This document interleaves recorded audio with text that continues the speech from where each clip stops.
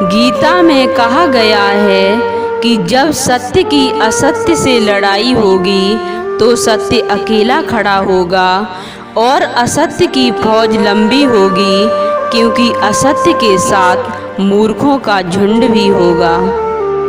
अर्जुन ने भगवान श्री कृष्ण से पूछा, यह धर्म और अधर्म क्या है माधव?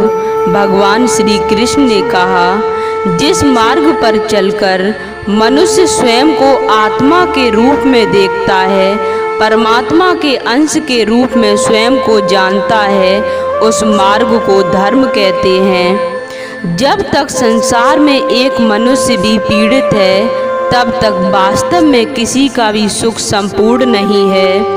यह जानने पर मनुष्य का मन करुणा से भर जाए, उसे धर्म कहते हैं। जब किसी पर तमस गुण छाया होता है तो वह दूसरों के प्रति कठोर, निर्दयी और स्वार्थी हो जाता है।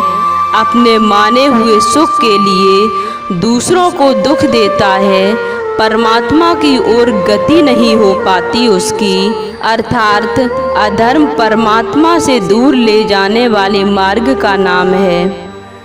गीता में लिखा है, क्रोध से भ्रम पैदा होता है, भ्रम से बुद्धि व्यग्र होती है। जब बुद्धि व्यग्र होती है तब तर्क नष्ट हो जाते हैं। जब तर्क नष्ट हो जाते हैं तो व्यक्ति का पतन शुरू हो जाता है। जो हुआ वह अच्छा हुआ, जो हो रहा है वह भी अच्छा ही हो रहा है, और जो होगा वह भी अच्छा ही होगा। तुम्हारा क्या गया जो तुम रोते हो? तुम क्या लाए थे जो तुमने खो दिया? तुमने क्या पैदा किया था जो नष्ट हो गया? तुमने जो लिया यहीं से लिया, जो दिया यहीं पर दिया। जो आज तुम्हारा है कल किसी और का था और परसों किसी और का हो जाएगा। परिवर्तन ही संसार का नियम है। अर्जुन श्री कृष्ण जी से बोले, हे केशव, जब मृत्यु सभी की होनी है तो हम सत्संग, भजन, सेवा, सिमरन क्यों करें? जो इंसान मौज मस्ती करता है, मृत्यु तो उसकी भी होगी।